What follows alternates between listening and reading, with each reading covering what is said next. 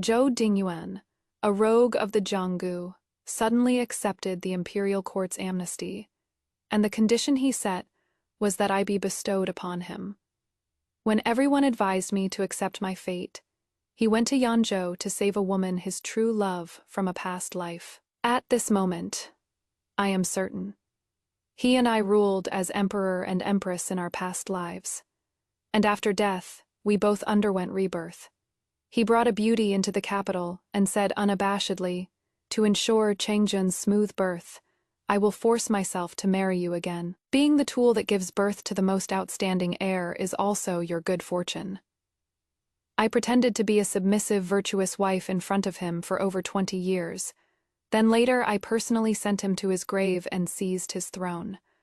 But he is completely unaware of the truth, and returning from rebirth, he actually proposes again. I don't mind putting on another show. Let him know that I have never been a cowardly mediocrity. I, too, once held great power and ruled the land.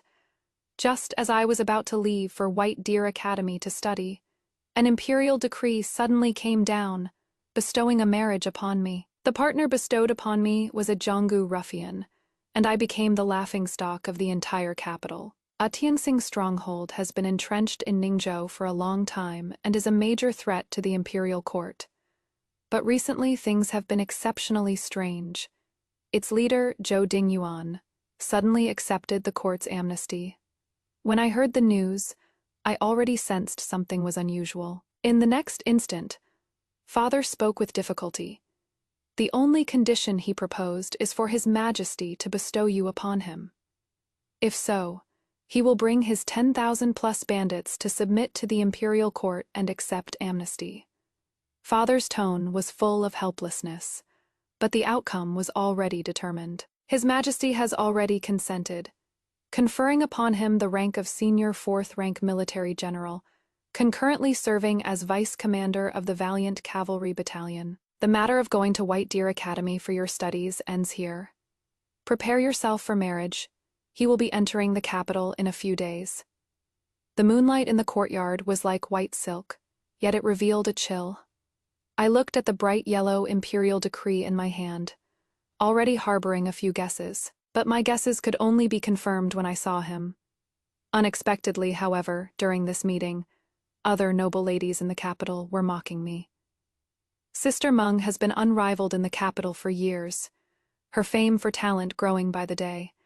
I thought it would take some kind of celestial gentleman to be a match for you, sister. Yet, in the end, who would have thought you'd marry a mud-legged bumpkin? Fate truly plays tricks on people. It is really hard to explain. However, a talented woman and a ruffian, how is that not a match in another sense? Her voice was full of sarcasm. Words like these, I had heard countless times. They would only provoke him into further displeasure. In my past life, time and again he would press me. A talented noble lady paired with a Jianggu ruffian like me, do you feel wronged? Even if I responded that I didn't, it would only earn his disdain. He would snort with contempt, putting on an act. The reunion in this life took place amidst such voices filled with sneers and ridicule. He did not get angry. Instead, as he walked to my side, he said with a playful edge, "So many long-tongued gossips. How about we cut out their tongues?" Although I didn't respond, I scared the hell out of those sheltered women who'd never seen a bloody scene, terrified that he really was a bandit who killed without blinking. They all scattered in an instant.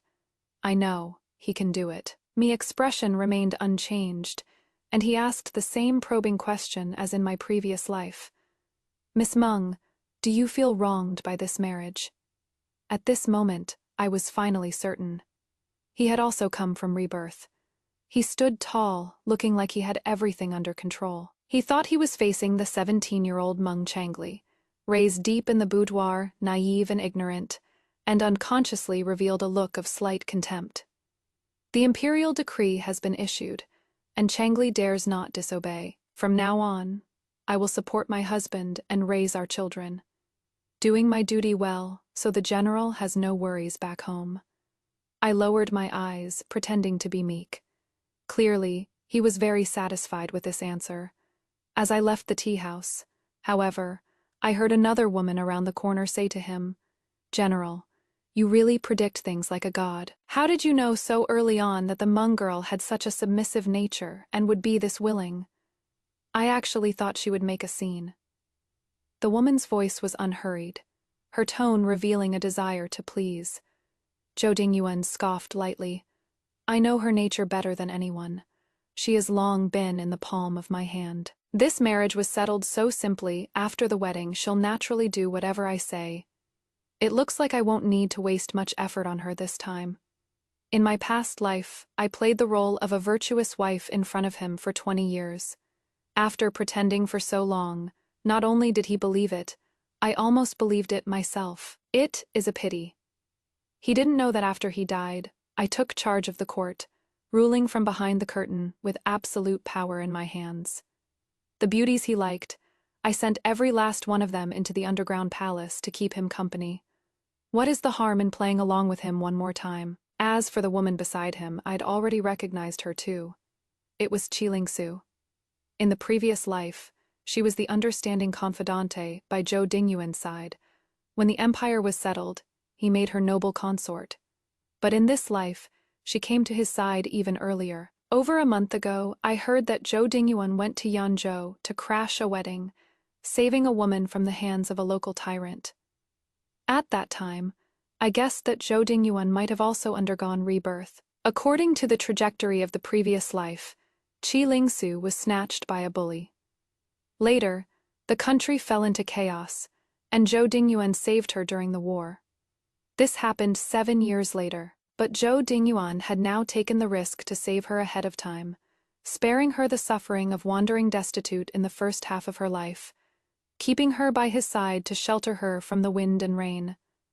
First it was snatching a bride, after that it was accepting amnesty, piece by piece. None of this should have happened at this time. Yet, under his pushing, it was all brought forward.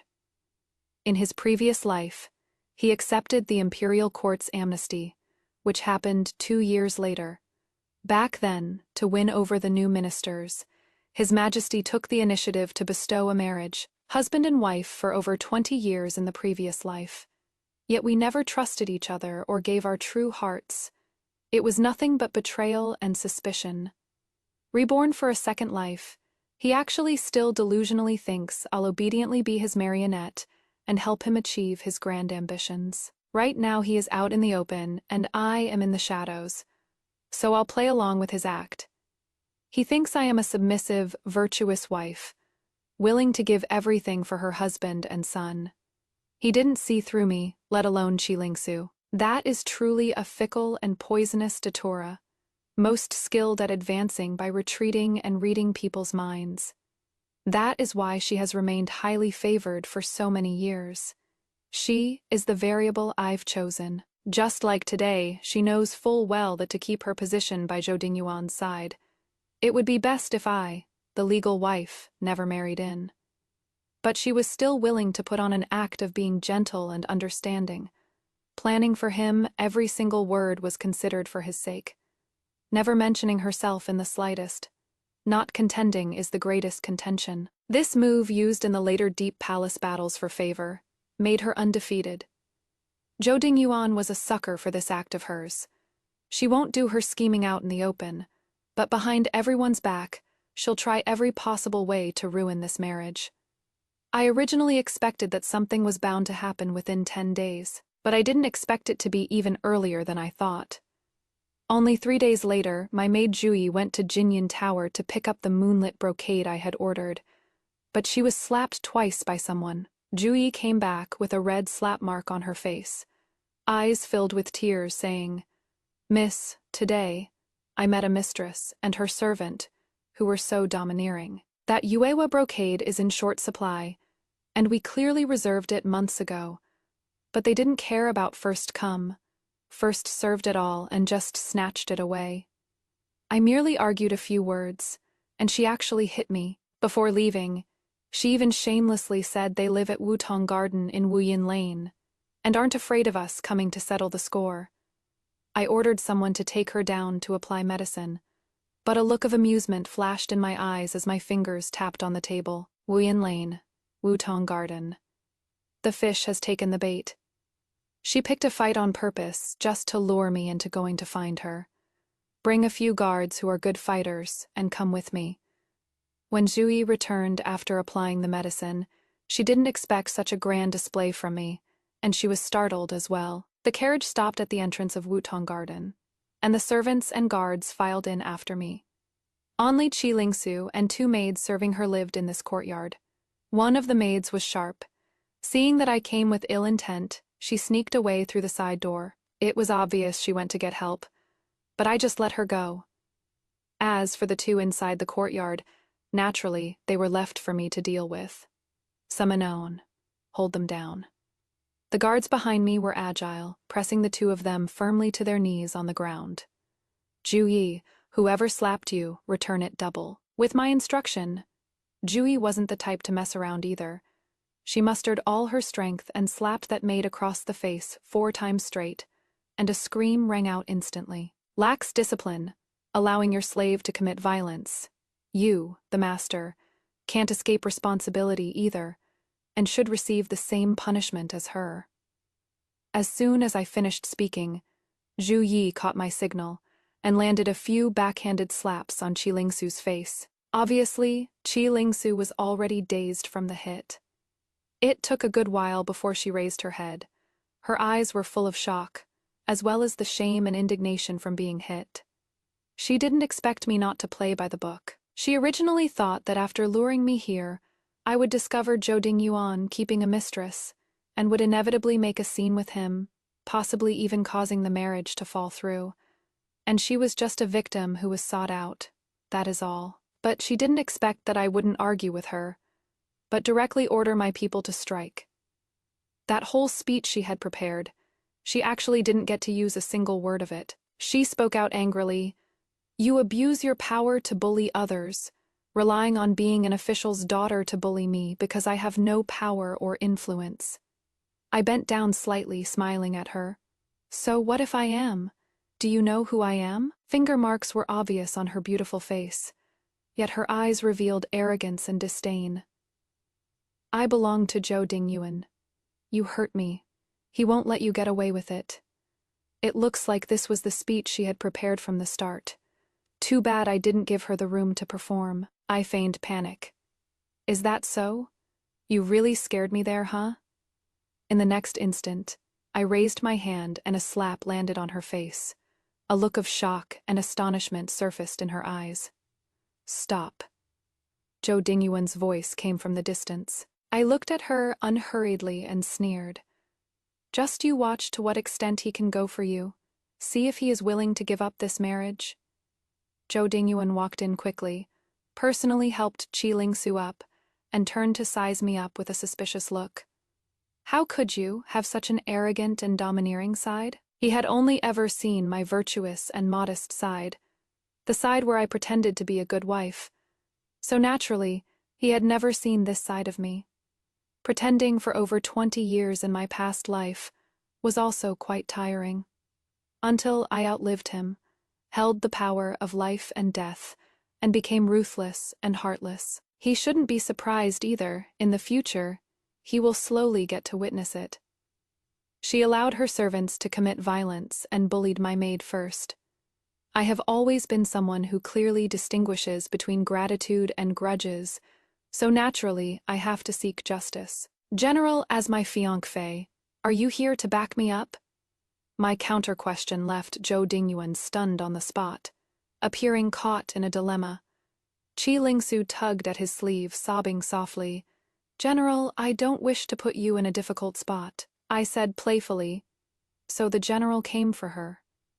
"Since you are keeping a mistress in a golden house, why ask His Majesty to bestow a marriage? Aggressive and overbearing, where is there even a hint of gentleness?" Zhou Dingyuan snorted coldly, forcefully suppressing the surprise in his eyes. He saw right. I was never gentle. Being unruly is my true nature. In the next instant, Qi Lingsu actually fainted.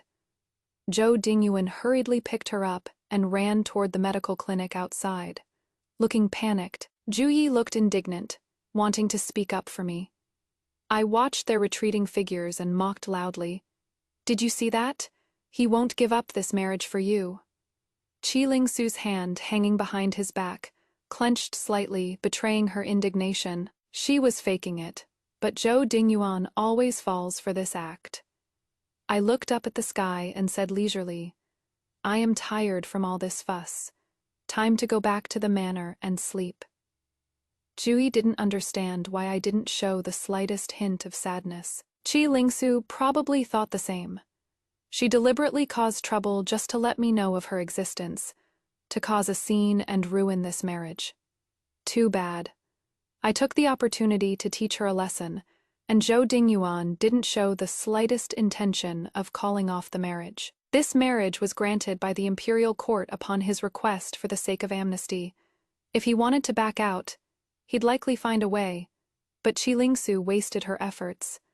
She underestimated Zhou Dingyuan's persistence and determination regarding this marriage. She is destined to be disappointed.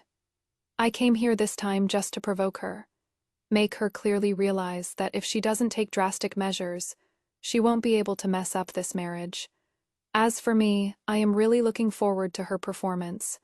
After all, in her previous life, she wasn't exactly a pushover. Father told me to wait calmly to be wed. So I put on an act every day, embroidering my wedding dress.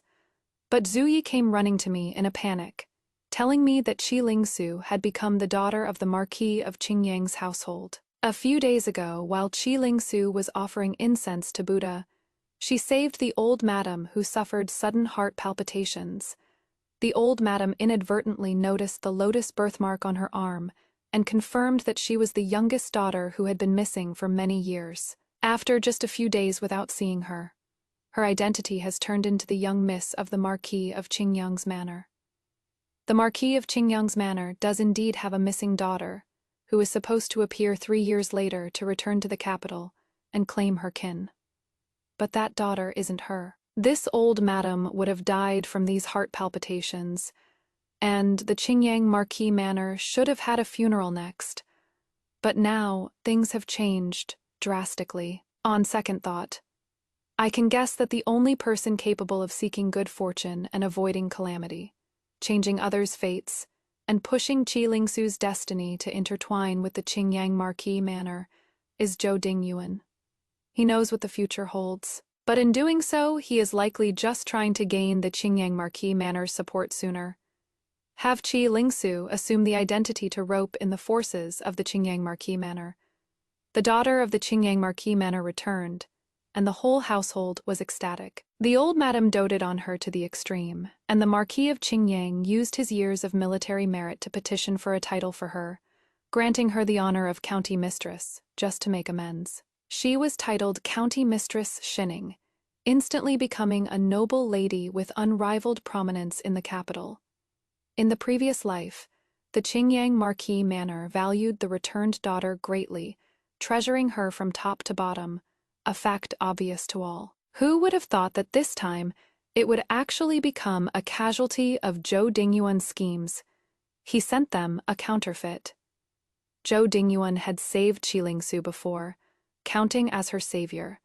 So now everyone in the Qingyang Marquis manor treats him with great respect. As for Qi Lingsu's feelings toward him, that old madame sees it all clearly too. Because of this, she isn't friendly towards me. When we met at the palace banquet, that old madame scrutinized me quite heavily. I spoke to her with a smile, but her expression darkened slightly. Come to think of it, Qi Lingsu must have complained plenty to her about the grievances I caused her. I deftly stepped aside, having no intention of interacting with her. But over in the corner, Qi Lingsu was pressing Zhou Dingyuan for answers. What is so good about Meng Changli? Isn't it just that she holds the title of a noble daughter from a prestigious family? I have status now too, so why aren't you willing to give up this marriage and marry me instead? If she can get the Meng family to back you and help you skyrocket in the court, then I can also get the Qingyang Marquis manor to promote you and help you gain a firm foothold there. Qi Lingsu's voice faded, but it only earned her a rebuke from Zhou Dingyuan. I married her, not merely for her noble lineage and family backing. Then because of what else? Qi Lingsu's tone was full of confusion as she stubbornly pressed for an answer, but Zhou Dingyuan was unwilling to mention it again. But I knew the reason: because of Cheng Jun, that naturally gifted, world-renowned crown prince who died because of his suspicion. That was the child I had with him. Cheng Jun died on the battlefield. Only then did he feel remorse. It was his suspicious paranoia, listening to the instigation of treacherous men, that drove him to his death. He posthumously titled Cheng Jun as Crown Prince Zhongming, built a mausoleum for him, and buried him with the rights of an emperor. He offered ever-burning lamps, praying for his rebirth in paradise. But the person is dead, so who is this act for? All the posthumous honors cannot bring back my child. So, I could only continue playing the look of a virtuous wife, continue sympathizing with his hardships, while putting colorless and odorless poison in his ink, keeping him bedridden for years, and causing his early death. At the end of his life, I was gentle and virtuous, still the virtuous empress he praised endlessly. Little did he know, his worsening illness was entirely my doing. I took over the administration, reviewed memorials for him, and all major court affairs were decided by me, until he passed away, and I ascended the throne to rule as emperor. He never saw my hatred for him, nor did he know he died at my hands. Proposing again now, it is only because he wants to make up for his debt to Cheng Jun, to make up for the regrets of his past life. And I am still that dispensable virtuous wife in his mind, a tool to bear him the most excellent heir. But he has never understood the real me. I don't mind putting on another show with him, and I certainly don't mind killing him one more time. Zhou Dingyuan's silence made Qi Lingsu increasingly annoyed. When she walked towards me, she bumped into me hard. I patted my sleeve nonchalantly and half smiled. "County Princess Sinning, watch your step."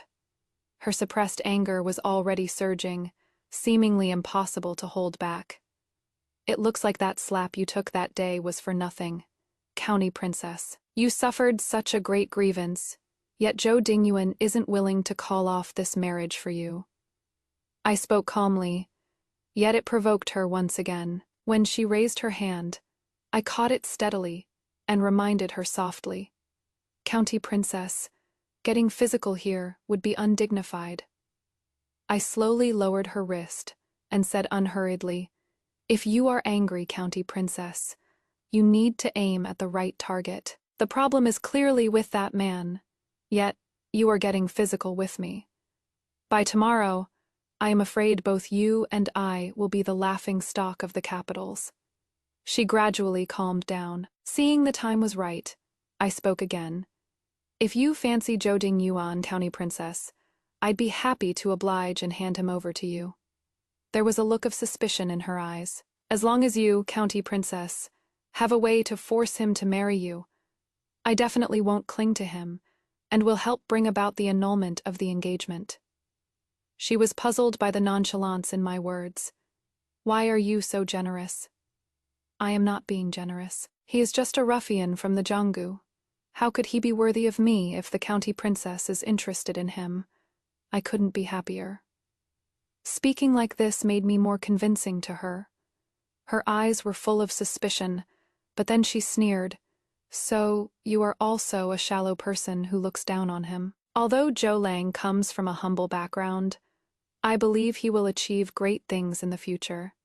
Just you wait and see, and don't regret it when the time comes." Zhou Dingyuan must have already demonstrated his understanding of the future situation to Qi Lingsu, and maneuvered to secure her current status, so she naturally trusted Zhou Dingyuan's abilities implicitly. "I will absolutely not regret it." Seeing me so certain, Qi Lingsu looked smug, as if she were the only one who had discovered that Zhou Dingyuan's future was limitless. Her eyes shifted. It seemed she already had an idea. Qi Lingsu had always acted boldly. Now that she considered Zhou Dingyuan a rare prize, she naturally wouldn't sit idly by. Mi hint was already very obvious. As long as she was willing to go all out, The rest would be out of Zhou Dingyuan's control. In the blink of an eye, it was time for the autumn hunt. In the past, I didn't like to join in the bustle, but this time I had to go. But I didn't expect that the reclusive seventh prince would also appear at the autumn hunt grounds. He suffered from an eye ailment and could not see, covering his face with a light veil. The young eunuch beside him followed closely, raising a hand to support him. He walked at a leisurely pace as if strolling through a quiet courtyard. Not far away, the eyes of the other princes were full of disdain. A blind man, what is he doing joining the fun here at the hunting ground? But then, out of nowhere, a stray arrow came flying, aimed right at the seventh prince, Xiaoziao. In the nick of time, the arrow in my hand flew out and knocked that stray arrow to the ground. The people around looked shocked, never expecting my archery to be so accurate, let alone so agile and fast. In the crowd, a pair of eyes sharp as a hawk's stared tightly at me, sending shivers down my spine. That person was none other than Zhou Dingyuan, husband and wife for over 20 years in my past life. I had never revealed to him that I knew archery, but I was also shocked by his audacity to think he dared to make a move on the seventh prince in a situation like this. That stray arrow just now definitely didn't appear for no reason. He must have secretly sent someone to shoot it. The current seventh prince is just a blind prince. No one sees him as a threat. Only Zhou Dingyuan, who knows what the future holds, knows that this man will be his most formidable opponent one day. He wants to strike first to gain the upper hand. Although the seventh prince has an eye ailment, his hearing is excellent. In an instant, he understood what had happened. The young eunuch beside him whispered a few words in his ear, then supported him as they walked towards me. Many thanks for saving my life, Miss Meng. I will surely repay you heavily in the future. With just that one sentence, he hurried away. After the seventh prince left, Zhou Dingyuan strode over to me and demanded, "When did you learn such superb archery?" I looked up at him and chuckled. "Since I was little." "Then why did you save that seventh prince? Have you taken an interest in him? Don't forget, you are my fiancée. Know your place and don't overstep your bounds." Zhou Dingyuan narrowed his eyes slightly, his inky dark gaze scrutinizing me, as if emotions were faintly surfacing. I smiled and said, "General, you are too suspicious. No matter who stood here today, I wouldn't just stand by and watch him get hurt by a stray arrow." The look of suspicion in his eyes faded, and he just took it as a coincidence. But I had already seen through what he intended to do today. He wanted to take the chance, while the seventh prince had not yet come into his own, to have him die without a trace, eliminating a strong future rival for himself. How could I let him have his way? The enemy of an enemy is a friend. Zhou Dingyuan wants him dead, so I am determined to keep him alive. As for the fiancée, soon, she won't be one. His gaze turned toward the seventh prince, and he said with a hint of warning, "Changli rides the wind to rise," looking all around for a place to perch. "Since the Meng family wants to produce a golden phoenix, following me wouldn't be disgracing you. Don't go getting ideas about anyone else." In my past life, when he learned my maiden name, he said the same thing. Changli rides the wind to rise, looking all around for a place to perch. He prides himself on being a tree one can roost on, yet he has never been worthy of trust. Changli is the phoenix, the spirit bird from ancient texts. In this life, Changli rides the wind. What need is there for a perch? She will naturally spread her wings, fly high, and soar through the 9 heavens. I watched his assured manner carelessly, feeling nothing but mockery in my heart. The hunt began. Every prince and son of noble houses wanted to take the top spot and seize the chance to make a name for themselves. Given such a rare opportunity, the noble daughters skilled in riding and archery joined in as well. On the hunting grounds, heroes were judged solely by ability, with none of the usual rules to constrain them. Everyone split into groups and galloped away. I sat where I was, unwilling to take part. The seventh prince also sat in the corner, head bowed and silent, with absolutely no presence. At dusk, everyone rode back, their hauls plentiful. The officials counted the prey to determine the rankings. But just then, a maid from the Marquis of Qingyang's household cried out in alarm. County Princess Xining is missing. The two maids were in a panic, involuntarily raising their voices. The county princess hasn't returned. But by now, the sun had set behind the western hills, and the sky was darkening. His Majesty sent out a large party to search for her. There are many wild beasts within the hunting grounds. If she is lost and alone, it is very dangerous. I had sent someone to inquire, and Zhou Dingyuan hadn't returned either. It was just that in the panic earlier, no one had noticed him. I went into my tent and fell into a deep sleep. Tomorrow there will likely be a good show to watch. Early the next morning, the guards sent out reported that they had found County Princess Xining and Zhou Dingyuan in a cave. When they were found, their clothes were disheveled. When facing the emperor, Qi Lingsu spoke first, claiming she had accidentally fallen into a hunting trap while chasing prey. She said Zhou Dingyuan saved her and applied medicine to her wounds. And since the sky had grown dark, and they lost their way, they had no choice but to take temporary shelter in the cave. A lone man and a lone woman, spending the night together, this was already an indisputable fact. The old madam of the Marquis of Qingyang's manor had a dark expression as she spoke coldly. General Zhou, what do you intend to do? Zhou Dingyuan rubbed his temples, evidently having just fully woken up not long ago. What is done is done. He simply had to give an answer today. My actions yesterday were solely to save the county princess from danger.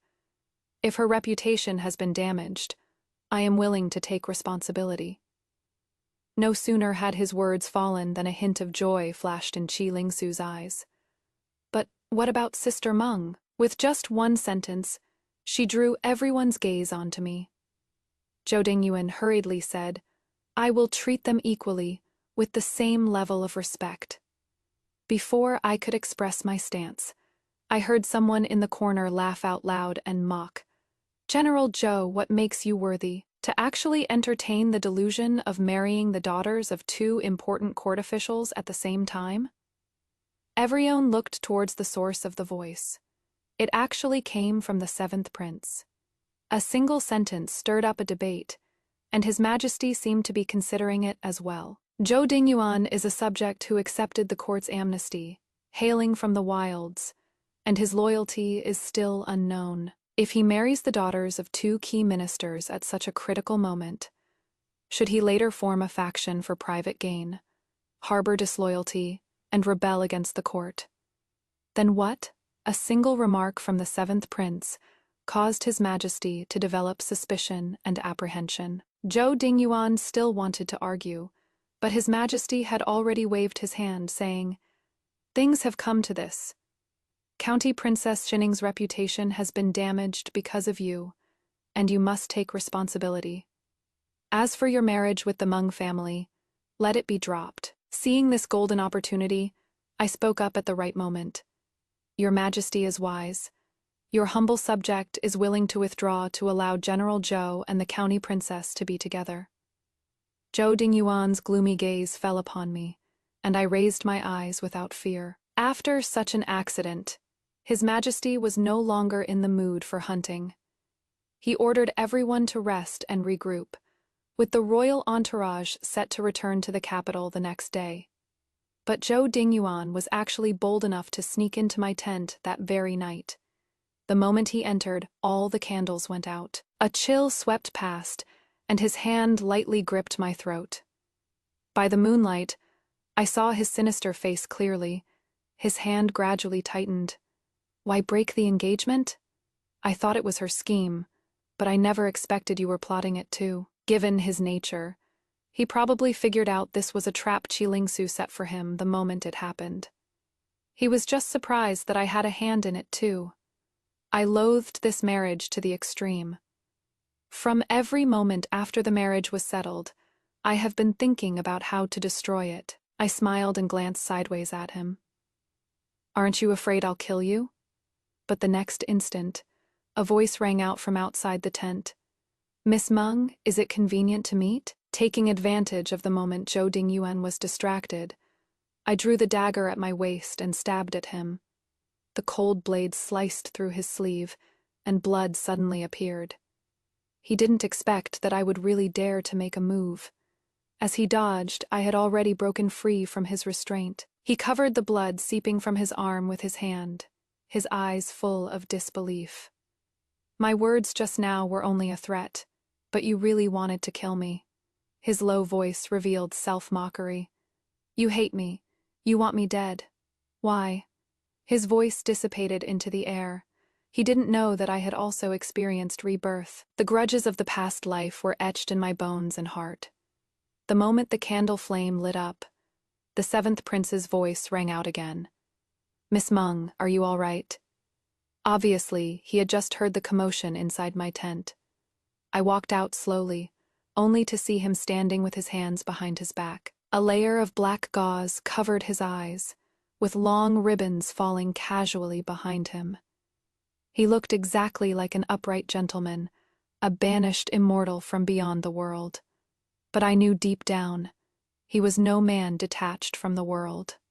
Today, when the stray arrow attacked, I thank Miss Meng for saving my life. I specifically offer this item as thanks.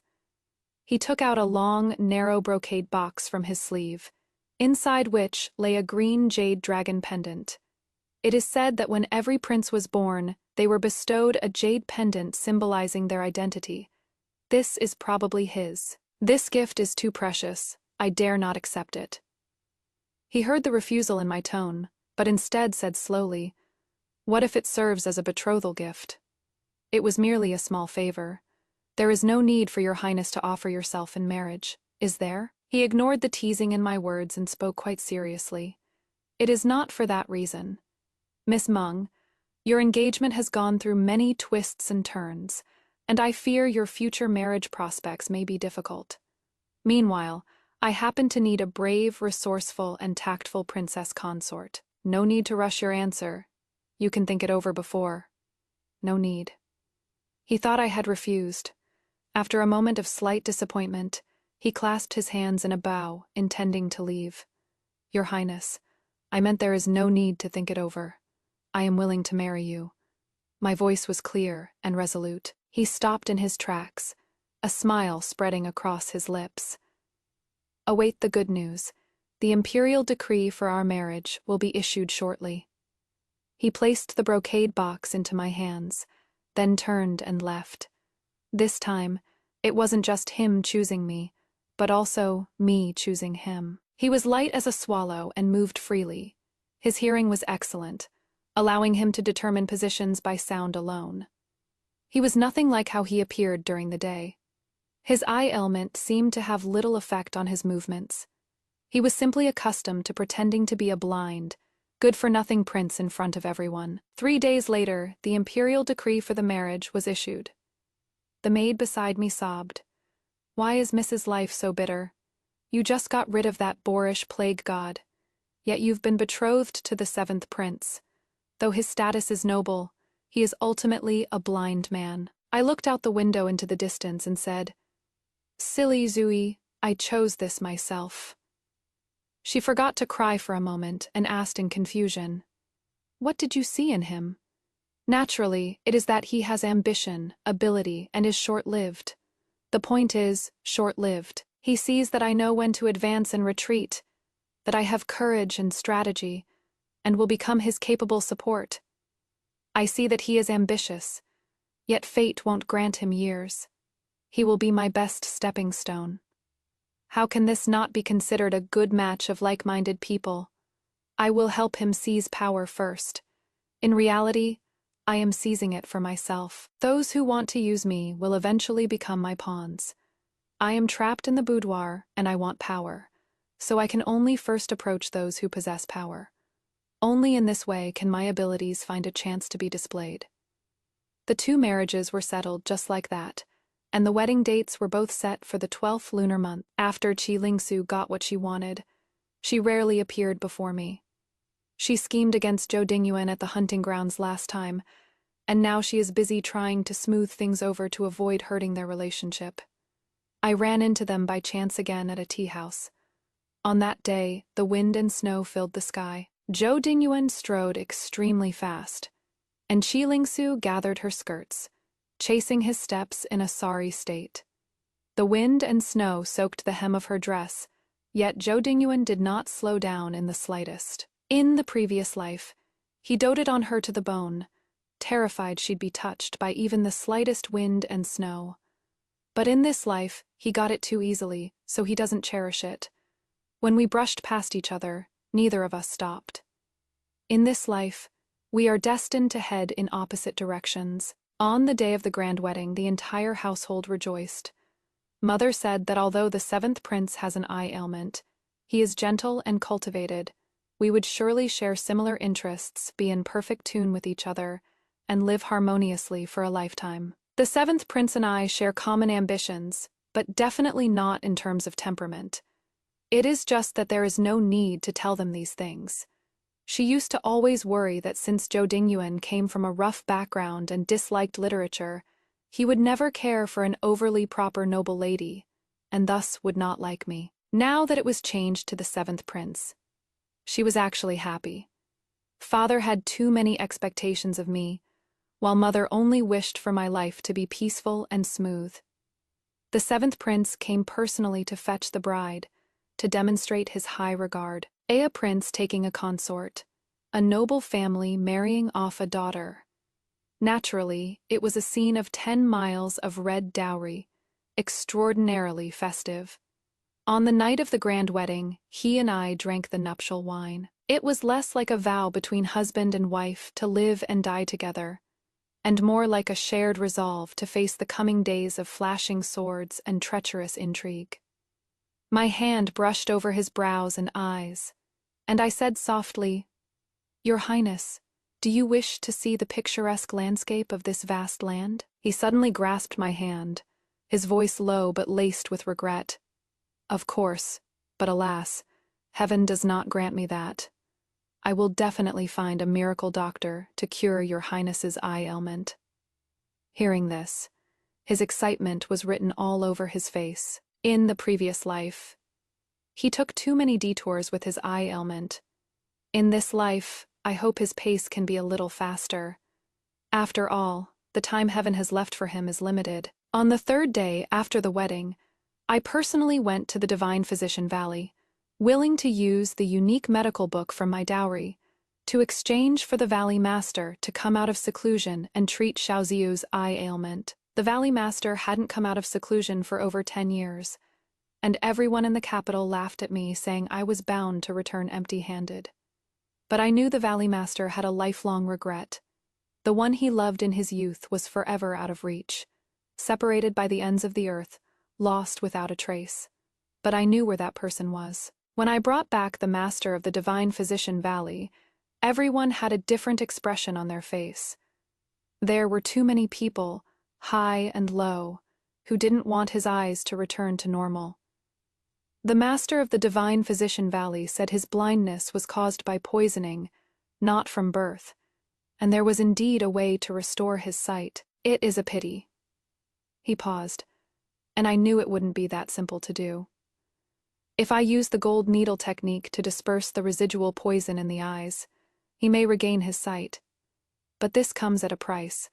If the poison is driven elsewhere, it may harm his longevity. I fear he won't live past the age of 30. If the poison isn't purged, he might have another 5 years of life. So, the reason his life was cut short was actually because of this. He didn't want to drag out a few more years of existence as a blind man. I only knew that his life was short in his past life, but I didn't know it was because he forced the restoration of his sight. The Master of the Divine Physician Valley stayed at the manor. The seventh prince sat in the corner pavilion, brushing away the remnant snow on the railing with his own hand. Letting it melt in his palm, I draped a cloak over him and stood by his side. "Your Highness," the snow flying beneath the eaves, wrapping everything in silver, is very beautiful. If you cannot see it in this lifetime, I can be your Highness's eyes. As soon as I finished speaking, His hand tentatively touched my brows and eyes as he said, "But I also want to see your face with my own eyes, and even more, I want to see that." He didn't finish, but I knew what he wanted to say. He wanted even more to take a look at the picturesque vastness of the realm. Not only did he want to look, he wanted to fight for it. Heaven offers no blessing, and it is hard to have both. But I have made my choice. A lifetime of muddling along is not as good as a moment of brilliance.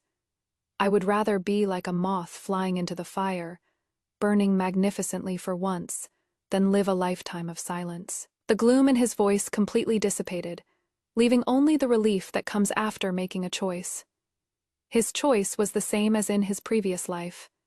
He is going to fight for it, to vie for that splendid empire, for royal power and hegemony. He didn't want to cower in the darkness anymore, didn't want to hide behind the scenes, and most of all, didn't want to live a mediocre life, nameless in history. At this moment, I admired his ambition and daring.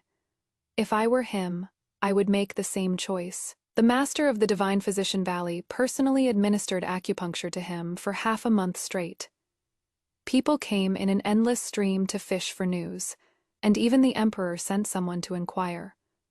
Unlike their restless anxiety, I waited for the results with perfect composure.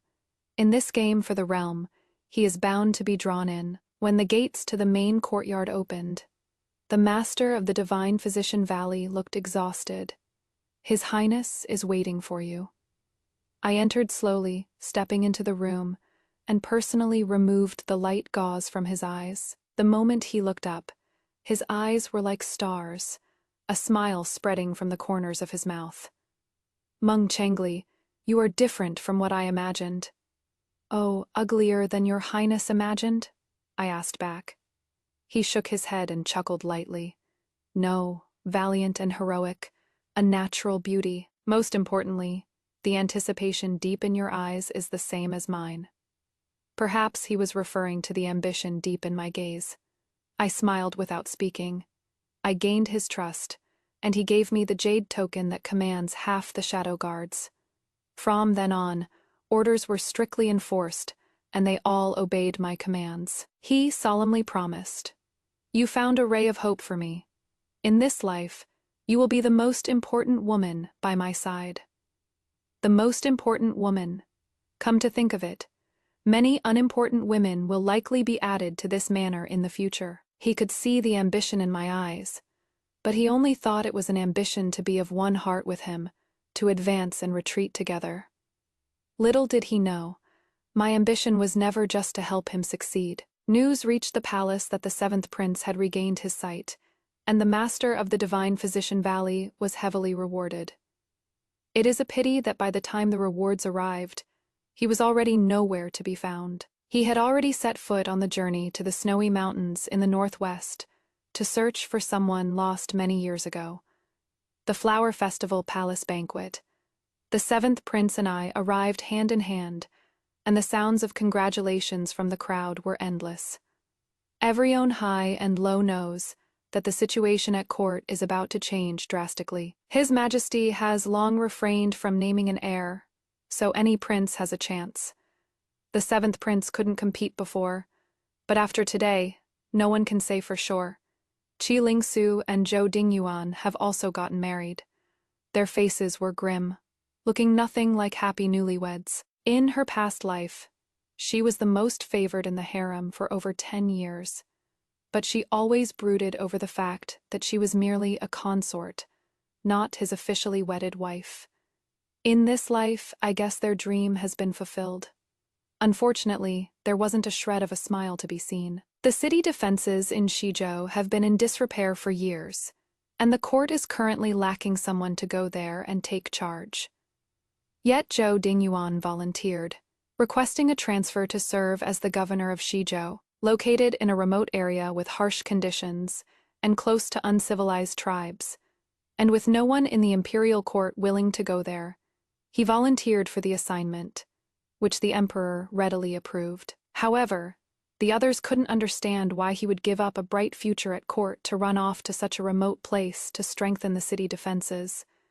Leaving like this meant being far away from the capital, and thus far away from the center of power. But in doing so, he not only lowered His Majesty's guard but could also plot his grand ambitions. Others don't know what is in Shizhou, but I know very well. In his past life, he built his fortune on the gold mines of Shizhou.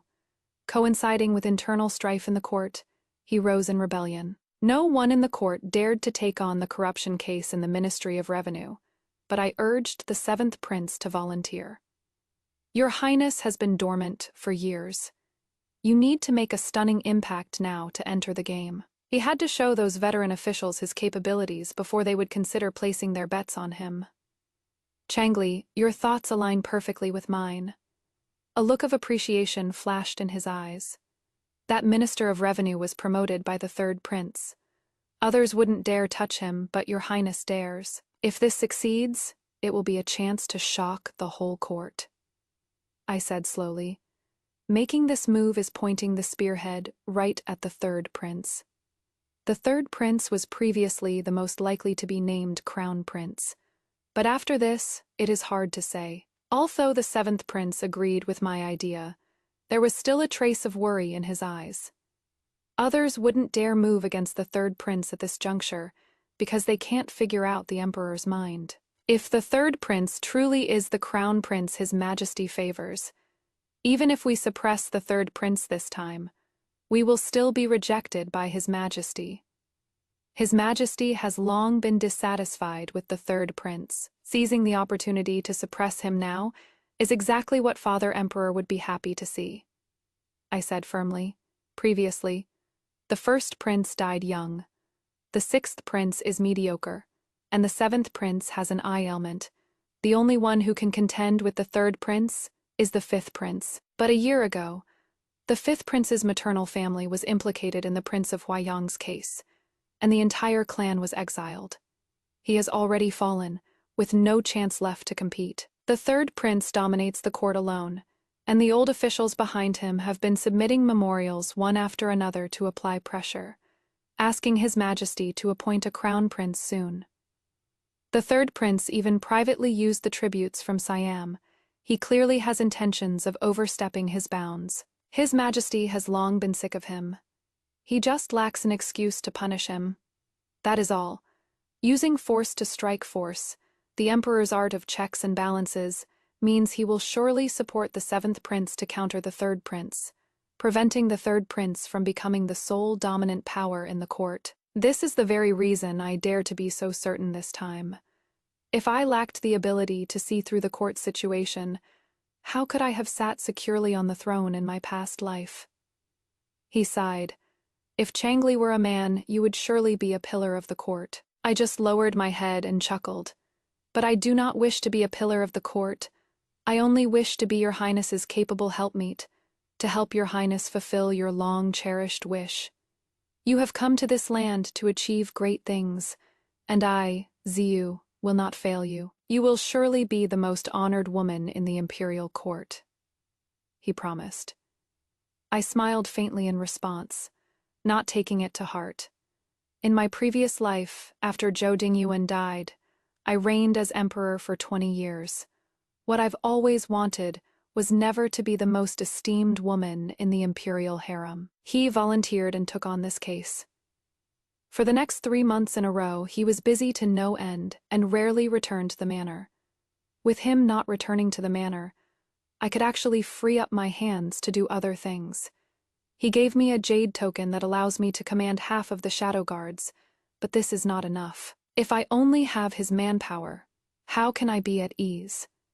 I need to start cultivating my own forces.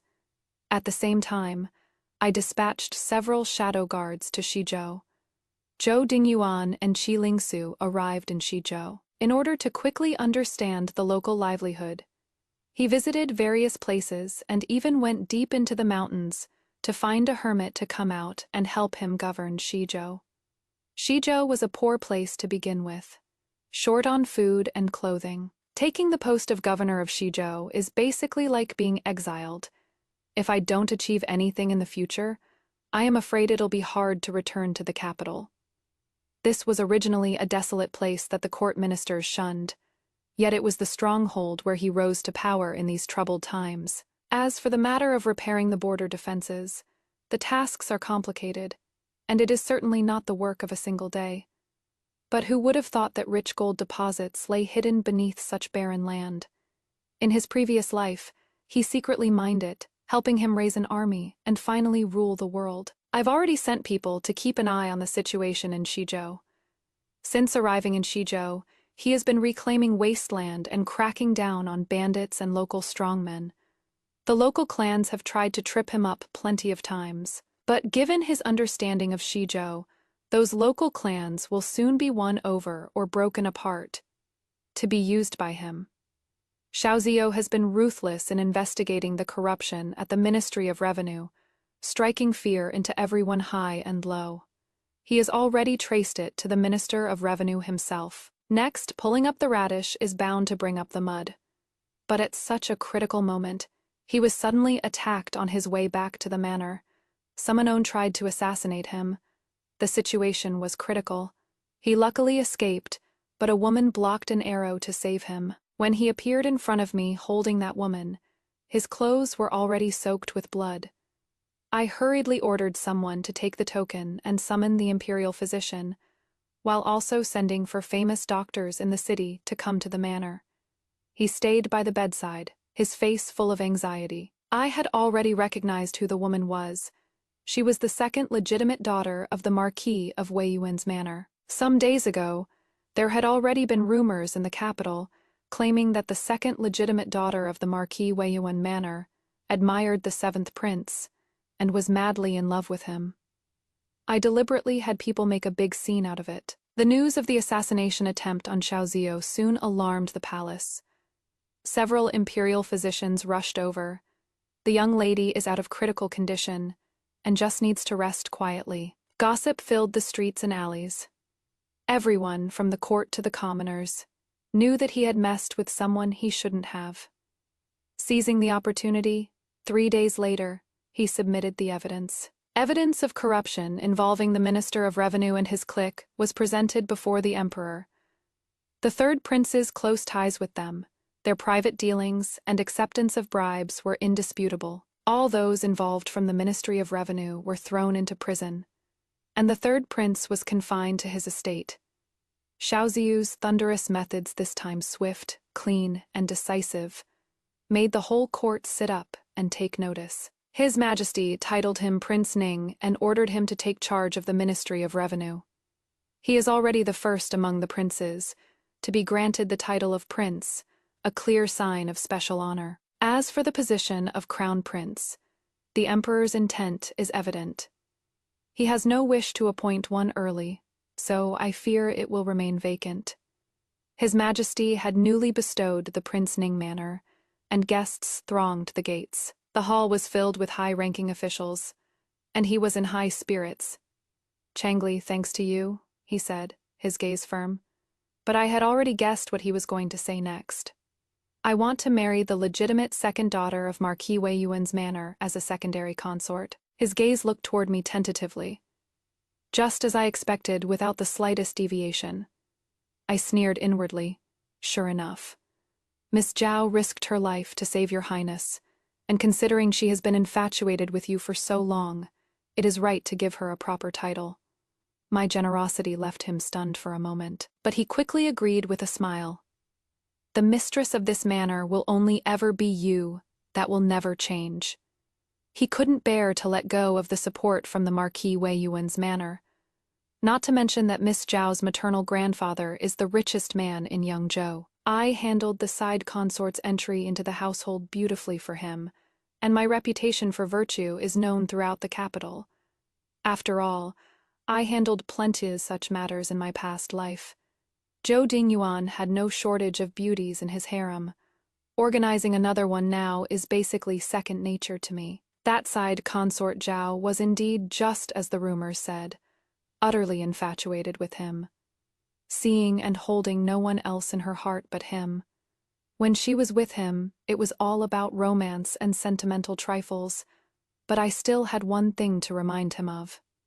"Your Highness, you must be wary of Zhou Dingyuan." The group of bandits who accepted the court's amnesty alongside him were scattered among the guards of various prefectures.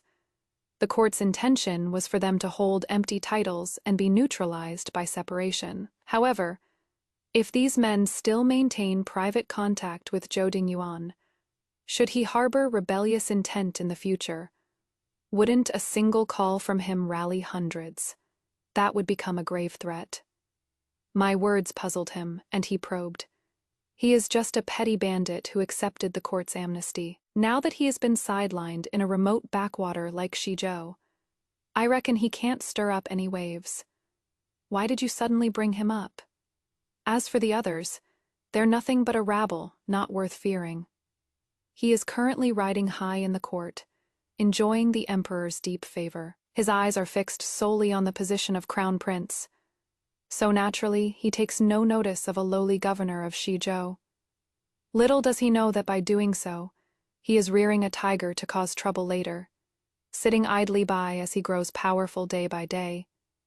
Your Highness, this man will surely be a formidable rival to you in the future. But he didn't like to hear words like that. In this life, his path has been much smoother than the last, so he has lost some of his wariness. Silence. How can such a lowly bandit be mentioned in the same breath as me? He retorted. Seeing my silence, he hurriedly reined in his temper, clasped his hands on my shoulders, and said gently, I was too impatient just now.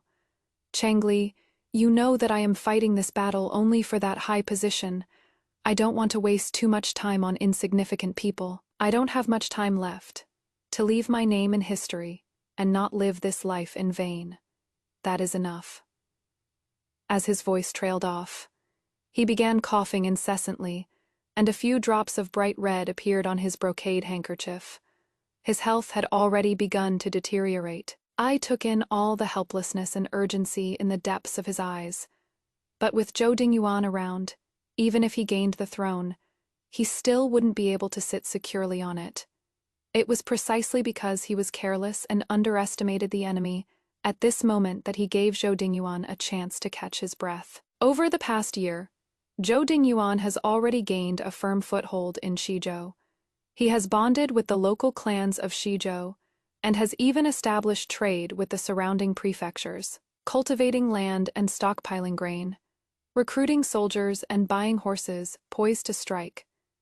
The Shadow Guard sent word back, claiming that Mount Jianji in Shizhou was suddenly struck by lightning, causing the mountain to crack open. The governor of Shizhou has already sent men to cordon off the area layer by layer, prohibiting unauthorized persons from entering. When the news came back, I threw down the brush in my hand and whispered to Nari.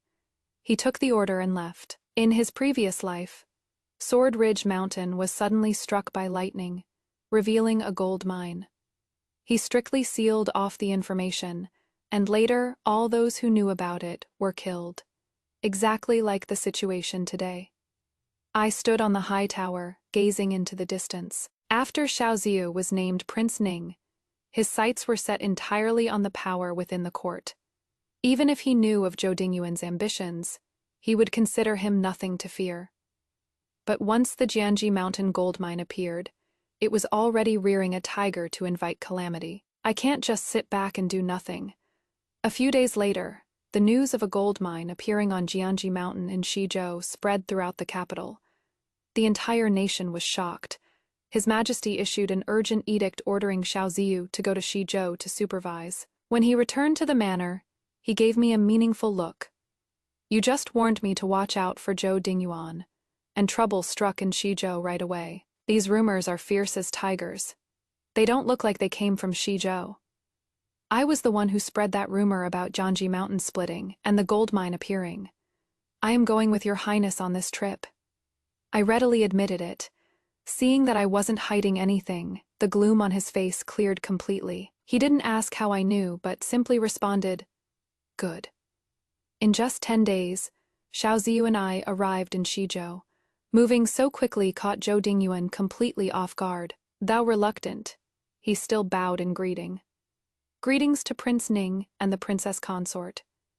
Only the last few words were spoken through gritted teeth.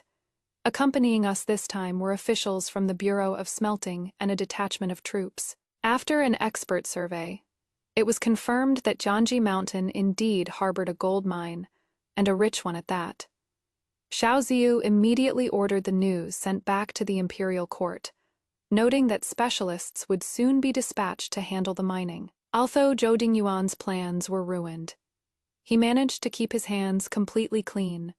Not a single fault could be found. He simply claimed he was worried about commoners wandering into the deep mountains and getting struck by lightning again, so he had ordered the area cordoned off while awaiting surveyors from the court.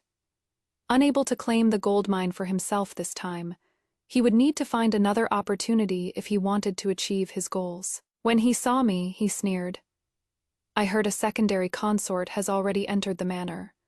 It seems he is no different after all. So why were you unwilling to be with me back then? And what about you? Why were you so dead set on marrying me? He seemed to lose himself for a moment under the moonlight. Because you come from a prestigious family, are virtuous and gentle, and are the most suitable choice for a wife. Liar, I scoffed at his answer. Whether a wife or a tool, you know perfectly well. Hearing this, a look of astonishment appeared in his eyes.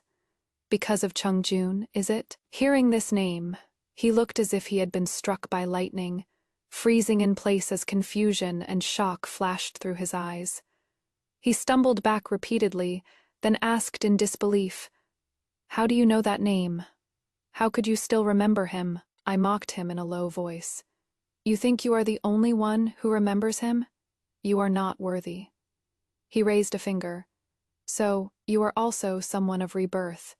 You guessed it early on, so everything that happened later was your doing on purpose. He looked around, finally understanding everything, his tone stiff. No wonder I was thwarted at every step, blocked at every turn. Indeed, it was for Chengjun. I am willing to marry you again. Why do you refuse a toast only to drink a forfeit? You should know that I will win against Prince Ning, that short-lived ghost. This time, I am still willing to give you the position of empress. Willing to make Chengjun the crown prince. He will be my heir. This time, the imperial power and the entire realm. I'll give it all to him. The corners of his eyes turned scarlet, as if old memories were surging in his heart. His eyes filled with grief, indignation, and regret. Do you think that if I marry you, Chengjun will be reborn, and you can make up for your regrets? You listened to the slander of villains, full of suspicion and paranoia, and forced him onto the battlefield. Yet you deliberately delayed the rescue.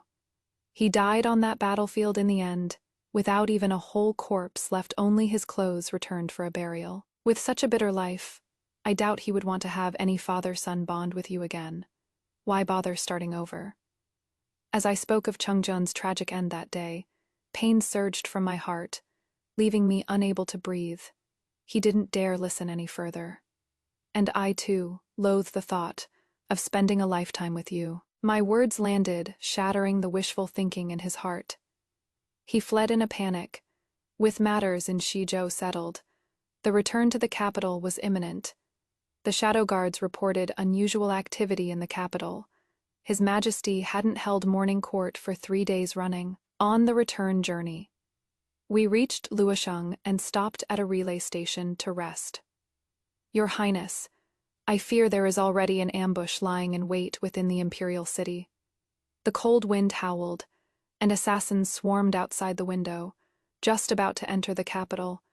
Yet someone laid an ambush here. Looks like they don't want to let him enter the imperial city. If I am not mistaken, the mastermind behind this assassination attempt should be the third prince. The guards by my side appeared, ready to fight. Before long, those assassins were already losing ground, but there was one among them skilled with hidden weapons. A willow leaf dart spiraled over, heading straight for me. Watch out. I dodged to the side, and that willow leaf dart landed on the ground. Immediately after, several hidden nails shot out in a torrent, speeding towards us. Xiao Ziyu thought I was powerless to resist, actually risking his own body to shield me. Seizing that moment, I had already knocked away 3 hidden nails. But his arm was cut by a hidden nail, receiving only a simple bandage. I looked at the bloodstains on his sleeve, lowering my gaze slightly. Your Highness shouldn't have taken such a risk. Protecting you is only right. He said it so naturally, but how could there be so many things that are just meant to be? Those assassins were already a spent force, and in the blink of an eye, they were completely wiped out. On this journey, we'd long anticipated that someone wanted to make sure we'd never return, so we were prepared. I gave the assassin on the ground, who had already breathed his last, a couple of kicks, and fished out a contact item from his sleeves. A loud boom, 7 colored fireworks rose into the sky. It was the signal that the mission had succeeded. No need to rest. I fear something has happened in the capital. We'll enter the capital overnight. I exchanged a glance with Xiaoziyu, and we already had a silent understanding. Taking advantage of the fact that the third prince hadn't reacted yet, we'd catch him completely off guard. He and I didn't go through Dingen Gate, but took the route via the West Mountain to enter the West Mountain barracks. In the early morning, we entered in separate groups, in disguise, through the secluded Fucheng Gate. After entering the city, I actually felt something was off inside. Morning court hasn't been held for many days in a row. The imperial guards stationed in front of the third prince's manor have all been withdrawn. Instead, the residences of other key ministers are being guarded layer upon layer, and the palace gates are under strict lockdown, with all the previous commanders having been replaced. These people are all the third prince's trusted aides. From the looks of it, he is already prepared to stage a coup. The palace is in peril, but right now, the only way to know the specific situation is to sneak into the palace. All the palace gates are strictly guarded, so we can only use the secret passage.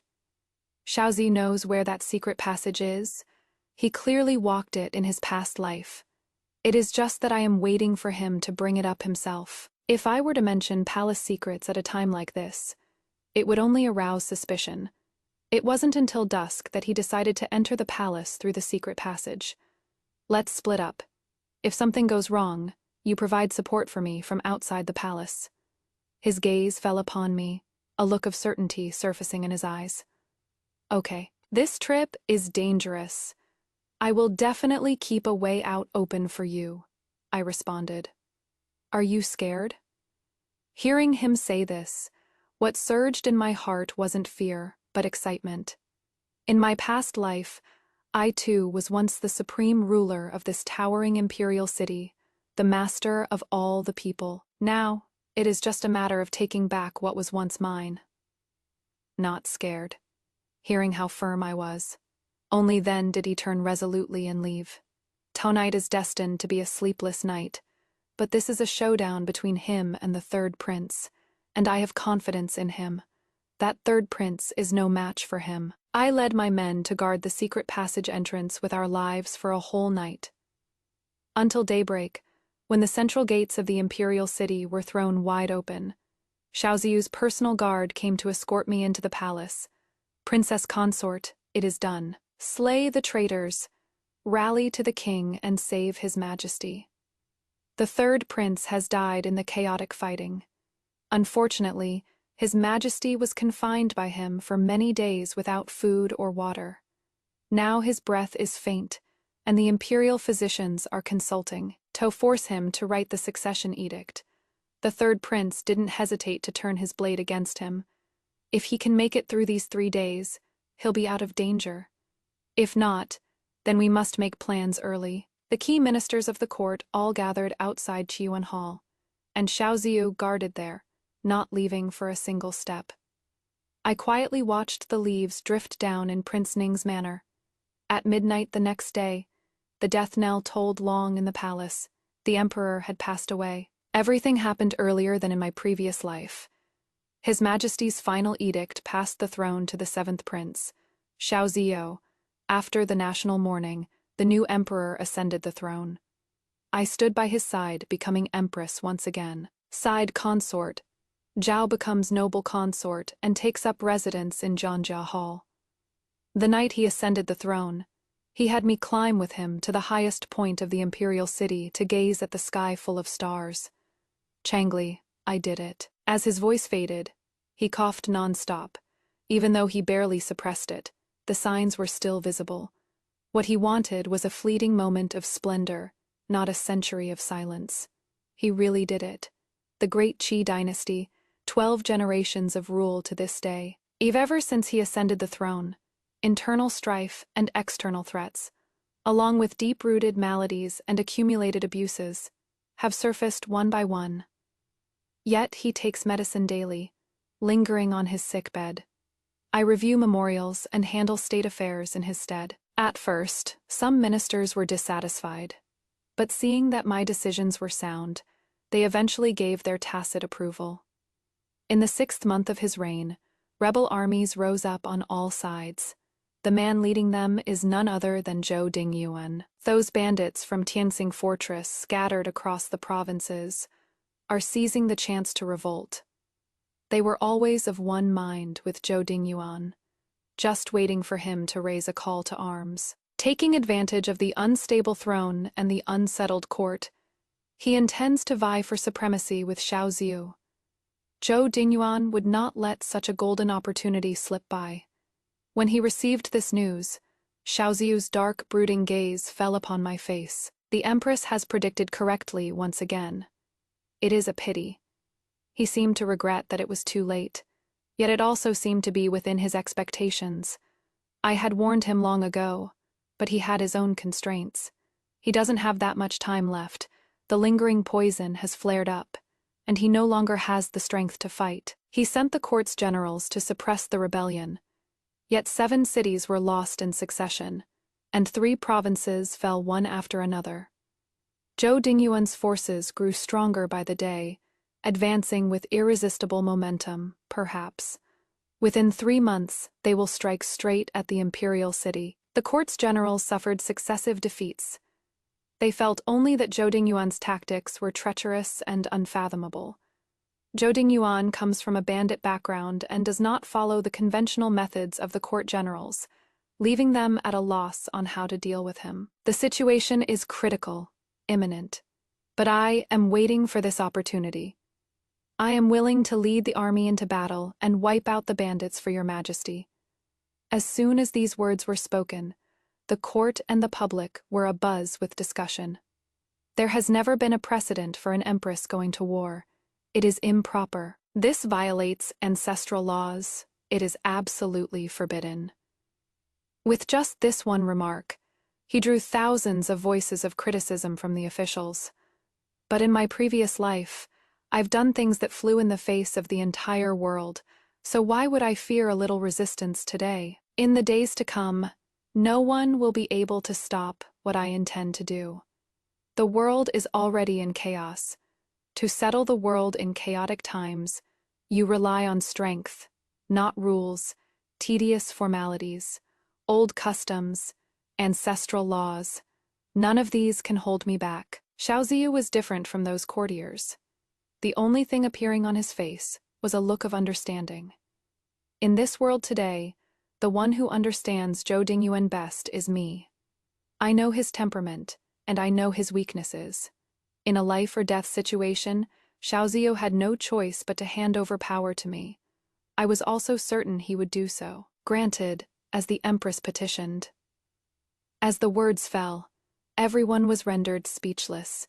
In this life-or-death crisis, they had no good strategies left. The Son of Heaven's decree was issued.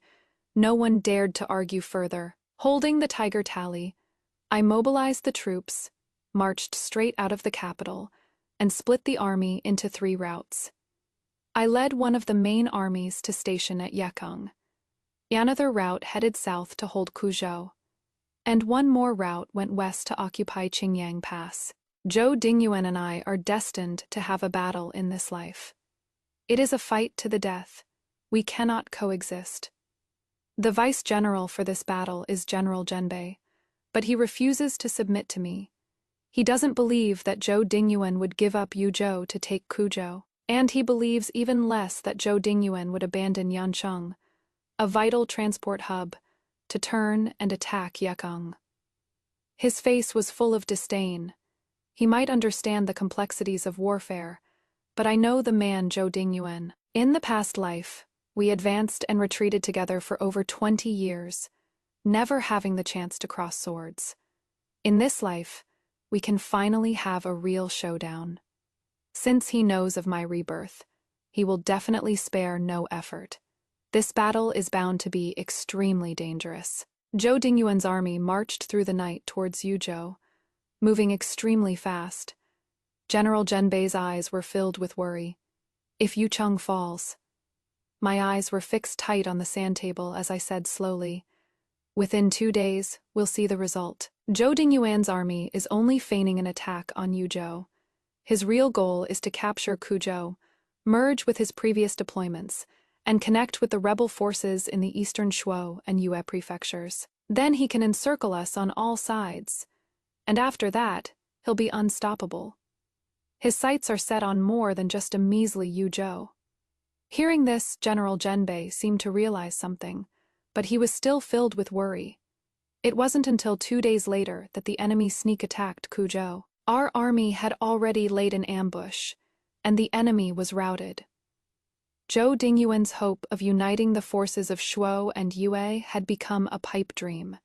If he could connect the Shuo and Yue prefectures and gather his forces there, taking the capital straight away would be just around the corner. But after the Battle of Kuzhou, Zhou Dingyuan's forces were scattered apart.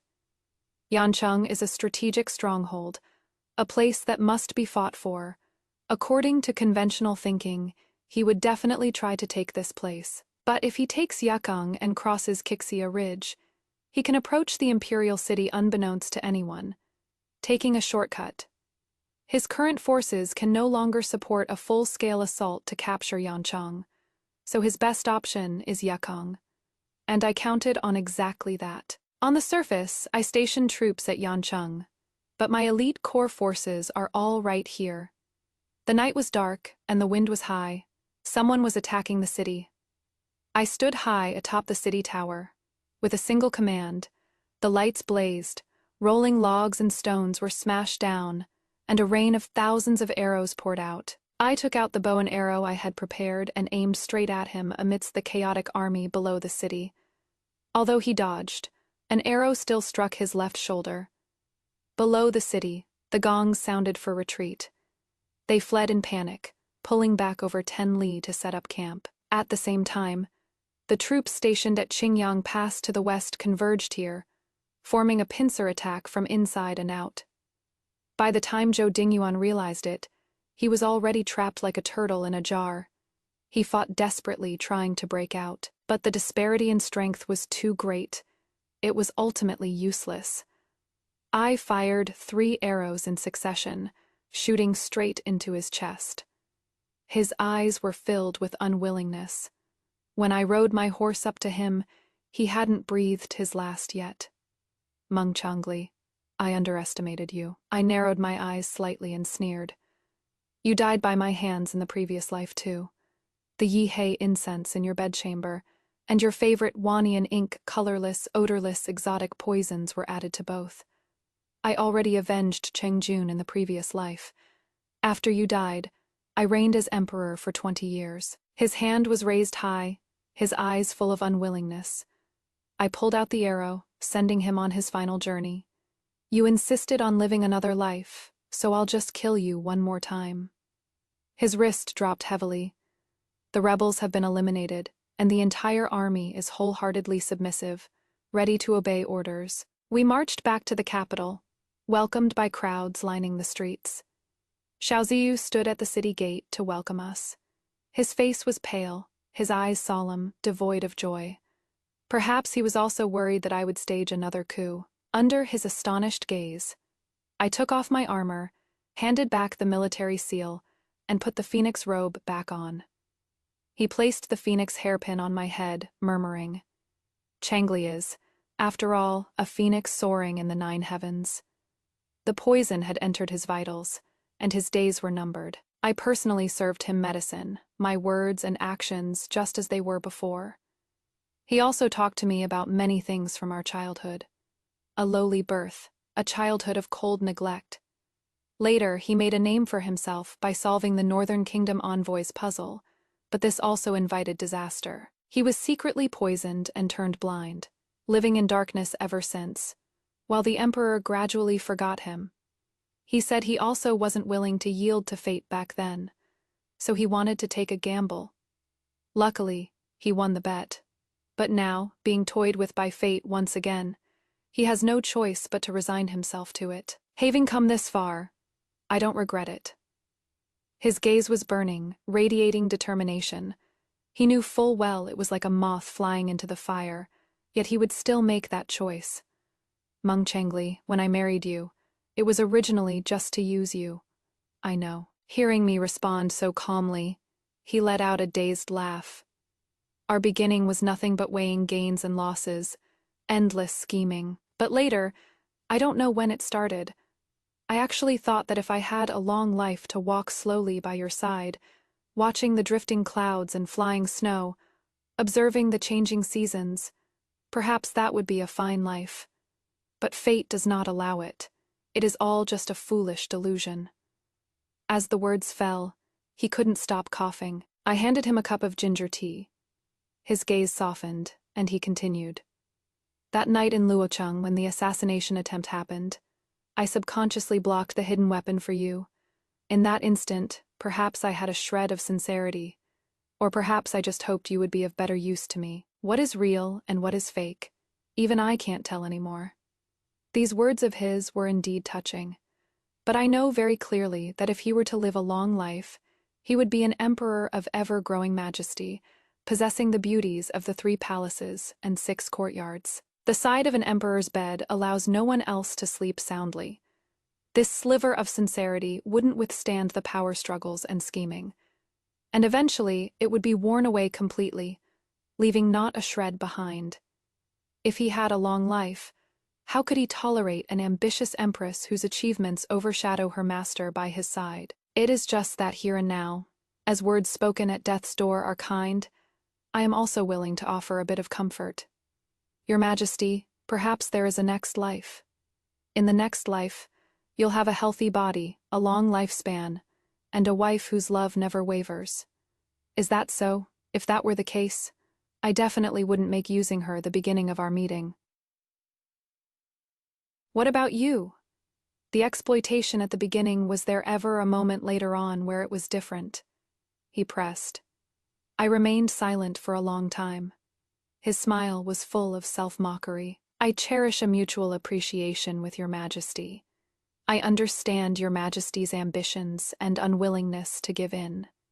Precisely because of this, I am willing to give him a dignified ending. Chengli, I knew the answer long ago. You have never called me Ziyu, only calling me Your Highness or Your Majesty with distance, he said slowly. His gaze fell upon the desk in the distance. I knew long ago that with your ability and ambition, no one could stop you. I can't stop you, nor do I want to. Rather than aiding those clansmen who are estranged from me, I'd rather aid you. The Jade Seal and the posthumous edict are over there. Take them yourself. My gaze followed the sound. This is the unspoken understanding between him and me, and the dignity I left for him. That day when we returned from the campaign, I'll hand back the tiger tally and put the Empress's robes back on, and he'll understand what I mean. The generals have submitted. The world's heart is mine. Now no one can stop me. One day, I will personally write the inscription for your stele, a capable guardian of the legacy, holding the universe in your heart, enduring through both glory and decay. I promised. All right, this life has been too exhausting. I want to rest. His breath was faint as a thread, and in the next instant, his hand fell heavily into my palm. Maybe there really is a next life, I said wistfully. I turned and walked towards the outside of the great hall. His Majesty has passed away. Everything was within my control. I ascended the throne smoothly, with iron-fisted tactics. Throughout the court and the country, no one dared to disobey. I personally wrote the epitaph for him, to be buried with him in the underground palace. I stand high atop the imperial city. The scenery here is the same as in my past life, and I have once again become the ruler of this place. Whether in my past life or this one, I am unwilling to hand my destiny over to others to control. The only one who can master my destiny is myself. Changli rides the wind, soaring straight up 90,000 miles.